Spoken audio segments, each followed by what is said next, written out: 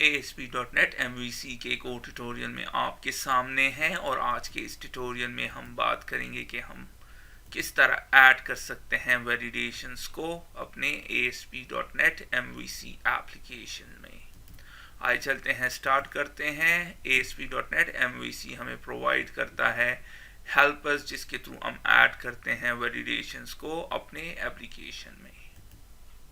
और इस ट्यूटोरियल में हम बात करेंगे कि हम किस तरह ऐड कर सकते हैं वैलिडेशन को सिंपल HTML हेल्पर्स के साथ। और इसके लिए हम यूज़ करते हैं जो हेल्पर्स वो आपके सामने है। पहला जो हम यूज़ करेंगे वो है वैलिडेशन मैसेज। और इसका मकसद क्या है कि ये शो करेगा वैलिडेशन मैसेज को उस फील्ड के साथ जिसमें एरर हो। और आपको शो हो रहा है स्क्रीन में, ये हमारे पास नेम फील्ड है। अगर ये खाली हो ये टेक्स्ट बॉक्स तो फिर ये शो करेगा वैलिडेशन मैसेज स्टार, जैसे कि आप देख रहे हैं। दूसरा हेल्पर्स जो है वो है वैलिडेशन समरी। और ये क्या करता है, शो करता है सारे वैलिडेशन मैसेजेस को एक ही जगह पे। और ये अमूमन वेब पेज के टॉप पे होता है, जैसे कि आप देख रहे हैं। वैलिडेशन समरी, सारे एरर्स आपके सामने हैं पेज के टॉप पे। तो आइए चलते हैं, इन कॉन्सेप्ट्स को यूज करते हैं। सबसे पहले हम क्रिएट करेंगे न्यू प्रोजेक्ट। विजुअल C# में वेब को सेलेक्ट कीजिए और आखिर में ASP.NET MVC4 वेब एप्लीकेशन और क्लिक कर दें ओके। इस स्क्रीन में मैं सेलेक्ट करता हूं टेम्पलेट एम्प्टी और व्यू इंजन रेजर को क्लिक कर दें ओके। और ये हमारे लिए क्रिएट कर देगा ये एप्लीकेशन। अब हम क्या करेंगे, कंट्रोलर को ऐड करेंगे। राइट क्लिक कीजिए कंट्रोलर्स पे, फिर ऐड और आखिर में कंट्रोलर। और मैं इस कंट्रोलर को नाम देता हूं एज यूजुअल होम।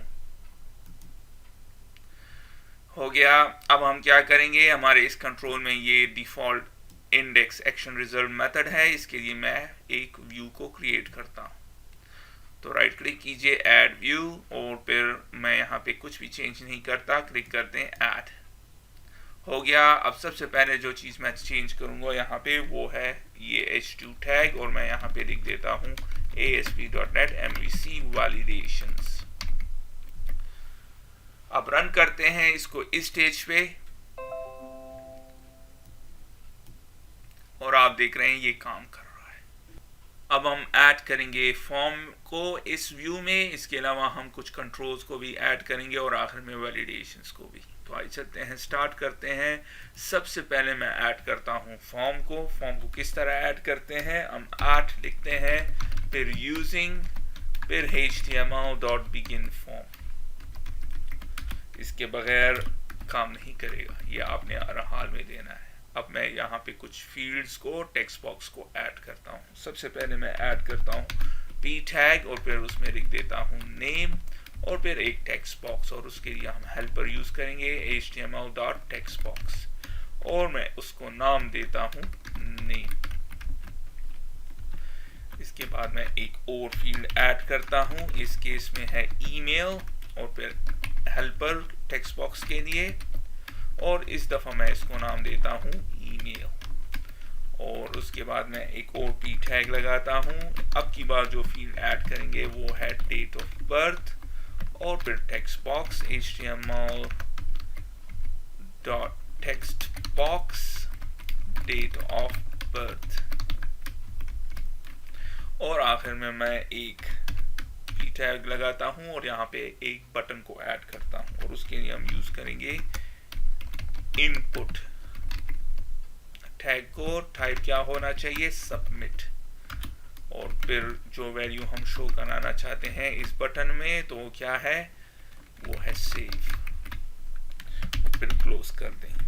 रन कर देता हूं मैं इसको इस स्टेज पे और आप देख रहे हैं फॉर्म आपके सामने है। और जब मैं इस बटन पे क्लिक करता हूं तो आप देख रहे हैं कोई एरर मैसेज नहीं शो हो रहा। और तो यहाँ पे इस फॉर्म में कोई भी डेटा हमने ऐड नहीं किया। अब हम क्या करेंगे, वैलिडेशंस को डालेंगे इन सारे फील्ड्स के लिए और देखेंगे अगर ये खाली है तो मैं एरर मैसेज शो करे यहाँ इसके साइड में। तो किस तरह, जैसे कि मैंने प्रेजेंटेशन में आपसे कहा, उसके लिए यूज करेंगे हेल्पर को जो कि है वैलिडेशन मैसेज। at html.validationMessage और किसके लिए, नेम के लिए। इन दोनों के लिए, इन दोनों को सेम होना चाहिए, वरना इसको पता नहीं चलेगा कि किस टेक्स्ट बॉक्स की आप बात कर रहे हैं या किस फील्ड की आप बात कर रहे हैं। इसी तरह मैं ऐड कर देता हूं इसके लिए भी at html.validationMessage और इस केस में ईमेल के लिए, और आखिर में डेट ऑफ बर्थ के लिए भी ऐड कर देते हैं।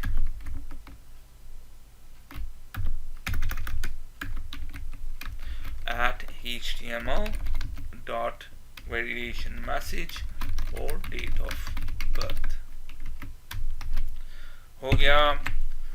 अब रन करते हैं इसको इस स्टेज पे और क्लिक कर दें सेव, तो आप देख रहे हैं फिर भी कोई एरर नजर नहीं आ रहा। अब हम क्या करेंगे, इसकी एक वजह है, हमने कोड ऐड करना है और कोड के बगैर ये नहीं शो करेगा। तो क्या करेंगे, जब हम इस बटन को क्लिक करेंगे तो क्या होगा, HTTP पोस्ट रिक्वेस्ट, और तब हम इन मैसेज को ऐड करेंगे। तो किस तरह, बहुत आसान, कंट्रोलर में चलते हैं और ऐड करते हैं एक HTTP post action result method को। तो किस तरह, सबसे पहले मैं लिख देता हूं HTTP पोस्ट, हो गया।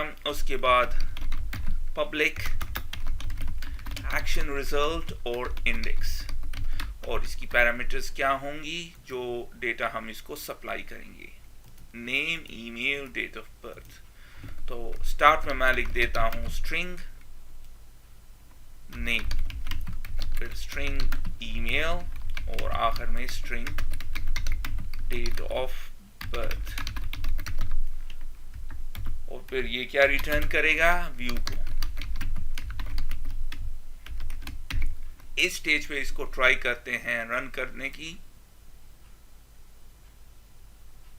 और आप देख रहे हैं काम कर रहा है, लेकिन जब मैं क्लिक करूंगा सेव में तो कोई मैसेज नहीं शो हो रहा।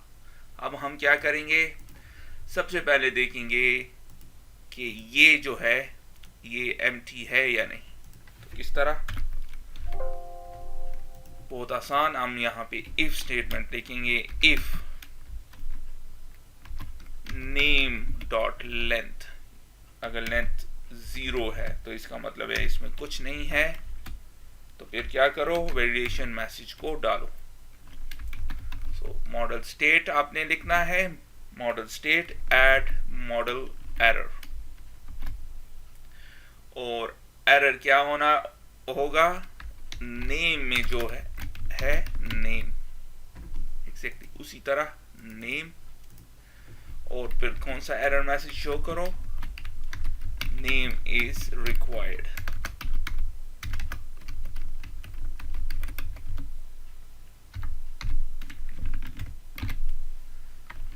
Simple as that, sorry. Run कर देते हैं, क्लिक कर दें सेव पे, और अब आप देख रहे हैं नेम इज रिक्वायर्ड। अब अगर मैं यहाँ पे कुछ डाल दूं तो ये यहां से चला जाएगा। तो मैंने क्या किया, चेक किया, इफ नेम लेंथ 0 है जिसका मतलब है कि इसमें कुछ नहीं है, तो फिर एरर डाल दो, नेम इज रिक्वायर्ड। कहां पे, यहां पे हो गया। इसी तरह ऐड करते हैं ईमेल के लिए और डेट ऑफ बर्थ के लिए।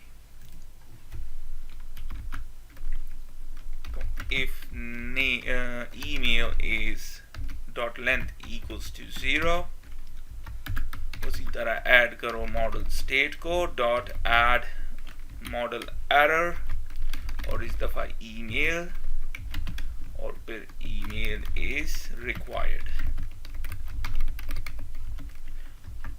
और आखिर में इसी तरह ऐड कर देते हैं date of birth dot length equals to 0, or model state dot add model error, date of birth, और आखिर में date of birth is required,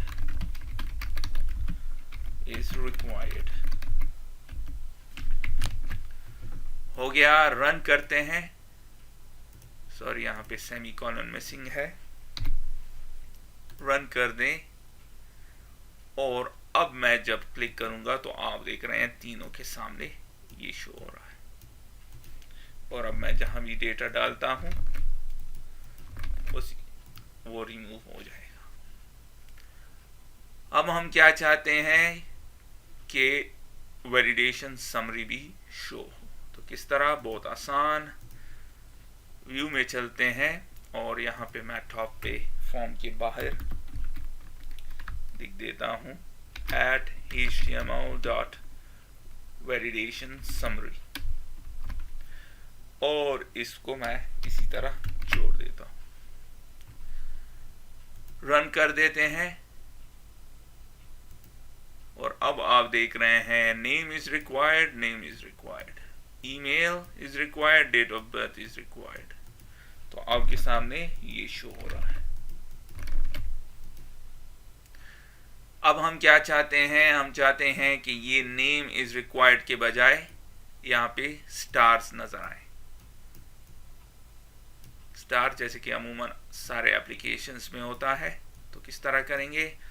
उसके लिए हमने क्या करना है कि अब हमें इनकी जरूरत नहीं। हम व्यू बैक, व्यू डेटा या टेम्प डेटा में से कोई भी यूज कर सकते हैं। तो मैं व्यू बैक को इस एग्जांपल में यूज करता हूं। तो मैं क्या करूंगा? अगर तो ये एरर है तो ये क्या करे? व्यू बैक को हम डिफाइन कर देते हैं व्यू बैक डॉट और एक प्रॉपर्टी, और मैं इस प्रॉपर्टी को नाम देता हूं नेम एरर। और उसमें क्या वैल्यू नजर आनी चाहिए? स्टार। हो गया। अब मैं इसको यूज करता हूं, कॉपी कर दें इसको, और अब मैं इसको यहां पे से रिमूव कर देता हूं।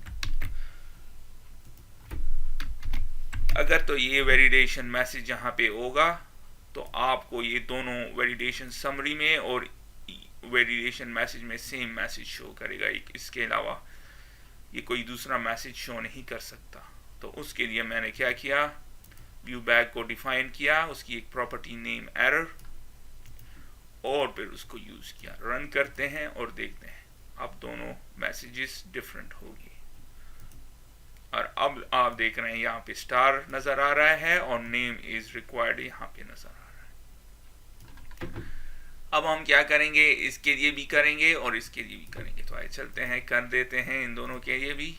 एक और व्यू बैक को डिफाइन करते हैं, उसके लिए एक और प्रॉपर्टी को डिफाइन करते हैं, और इस दफा मैं नाम देता हूं ईमेल एरर। आप कोई भी नाम दे सकते हैं अपनी मर्जी का। और इसी तरह व्यू बैक, याद रखें आप व्यू बैक के बजाय व्यू डेटा या टेम्प डेटा भी यूज कर सकते हैं। Date of birth error.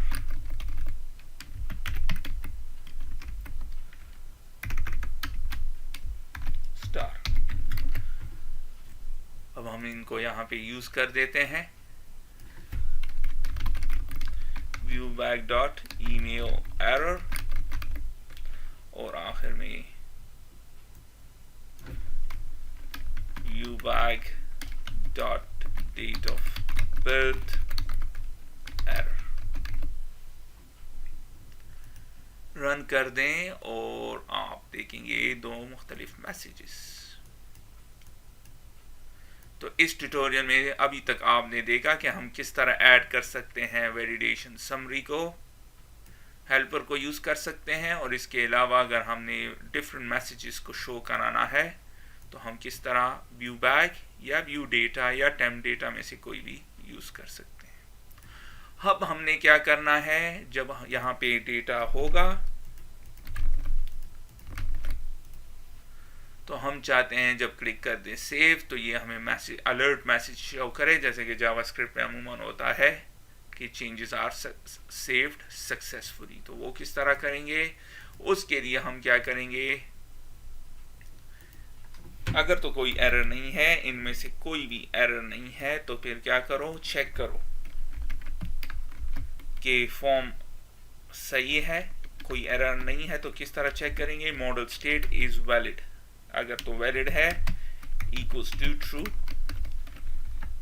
तो फिर अगर कोई डेटाबेस में का कोड हो यहाँ पे होगा डेटाबेस कोड, नहीं ऐड करते हैं इस स्टेज पे इसको, फिर मैसेज शो करो कि चेंजेस आर सेव्ड सक्सेसफुली। तो किस तरह, उसके लिए भी मैं व्यू बैक को यूज करता हूं, आप कोई भी व्यू डेटा भी यूज कर सकते हैं और टेम्प्ट डेटा, और मैं यहाँ पे एक प्रॉपर्टी को डिफाइन करता हूं अलर्ट मैसेज, आप इसको कोई भी नाम दे सकते हैं, और फिर उसमें एक जावास्क्रिप्ट को डिफाइन करता हूं स्क्रिप्ट, और स्क्रिप्ट को क्लोज कर दें, और हम जावास्क्रिप्ट के अलर्ट मैसेज को यूज करेंगे।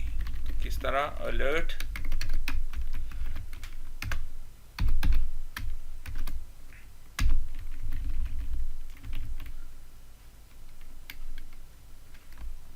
changes are saved successfully।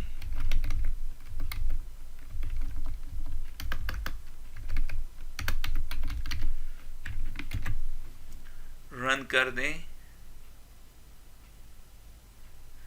और आप देख रहे हैं जब मैं यहाँ पे क्लिक करूंगा एरर शो हो रहे हैं, और क्लिक कर दें सेव, तो इसने कोई मैसेज शो नहीं किया। क्यों, हमने अगरचे व्यू बैक को डिफाइन कर दिया है, उसको यूज नहीं किया। तो किस तरह यूज करेंगे, यहाँ पे मैं इसको यूज करता हूं at viewback dot alert message, run कर दें, कुछ डाल देते हैं यहाँ पे, और आप देख रहे हैं ये यहाँ पे ये शो कर रहा है। मैं चाहता हूँ ये अलर्ट मैसेज शो करे, तो किस तरह शो करेगा, थोड़ा सा इसको डिफरेंट करेंगे, और ये है at html.raw, रॉ है, और उसके अंदर हमने इसको लिखना है। रन कर दें, दोबारा डाल देते हैं, और आप देख रहे हैं अलर्ट मैसेज अब शो हो रहा है। तो मैंने क्या किया, html.raw, और फिर उसमें मैंने व्यू बैक को की वो प्रॉपर्टी अलर्ट मैसेज को डाला, तो उसने हमें ये शो किया। तो इस ट्यूटोरियल में आपने देखा कि हम किस तरह ऐड कर सकते हैं वैलिडेशन मैसेजेस को। हमने दो हेल्पर्स को यूज़ किया, वैलिडेशन समरी और वैलिडेशन मैसेज को, और इसके अलावा मैंने कुछ टेक्निक्स आपको बताई अगर आपने डिफरेंट टेक्स्ट को यूज़ करना है। तो इसके साथ ही मैं इस वीडियो को ख़त्म करता हूँ, फिर मिलते हैं किसी और ट्यूटोरियल में, तब तक के लिए खुदा हाफिज़।